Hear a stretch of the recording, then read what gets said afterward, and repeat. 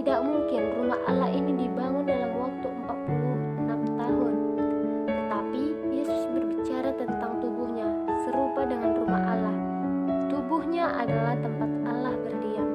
Yesus tahu ia akan wafat di kayu salib. Ia tahu Allah akan membangkitkan dia dari kubur pada hari ketiga. Pada malam hari, seorang dari pemuka rumah Allah mengunjungi Yesus. Ia tahu mujizat yang dibuat Yesus berasal dari Allah Bapa. Nikodemus berkunjung ke Yesus untuk belajar tentang Allah.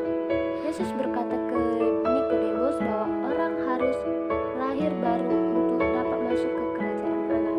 Nikodemus tidak mengerti bagaimana orang sudah dewasa menjadi bayi lagi. Di samping itu, ia sangat taat beragama. Apakah itu tidak cukup? Yang lahir dari roh adalah roh. Yesus menjelaskan, roh bagaikan angin. Orang tidak dapat melihat atau mengerti angin. Mereka hanya melihat apa yang dibuat oleh angin. Yesus mengingatkan Nikodemus tentang bangsa Israel selalu mengeluh kepada Musa pada masa lalu. Kita tidak punya makan, tidak ada air, dan tidak suka roti yang diberi Allah kepada kita. Seru mereka. Dosa mereka membuat Allah marah.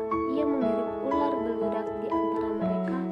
Ular tersebut menggigit mereka. Banyak orang yang mati pada saat itu. Kita berdoa supaya Allah menyingkirkan ular-ular. Pinta orang-orang. Musa berdoa untuk mereka, tetapi Allah tidak menyingkirkan ular-ular tersebut. Allah berseru kepada Musa untuk membuat tongkat berbentuk ular. Siapa yang gigit akan hidup jika menatap tongkat ular, janji Allah. Musa membuat tongkat ular dari tembaga dan siapa yang menatap akan sembuh. Yesus berkata kepada Nikodemus bahwa anak manusia harus diangkat seperti tongkat tembaga. Yesus berkata tentang salib di mana ia mati untuk dosa-dosa manusia.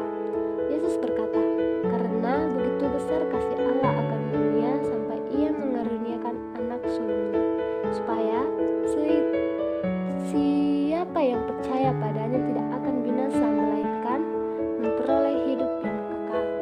Ini berarti bahwa siapa yang percaya akan Yesus berarti lahir ke dalam keluarga Allah. Barangkali Nikodemus tidak menjadi murid Yesus pada malam itu, tetapi beberapa tahun kemudian Nikodemus menunjukkan bahwa dia mencintai dan percaya Yesus dengan membantu memakamkan anak Allah yang wafat di salib. Setelah itu, Yesus bersama murid-muridnya menuju ke utara. Orang lain perlu juga mendengar tentang kerajaan Allah dan mempunyai kesempatan untuk percaya kepada Yesus dari Nazaret, anak Allah. Ini cerita kita dari judul Pemuka Rumah Tuhan Mengunjungi Yesus.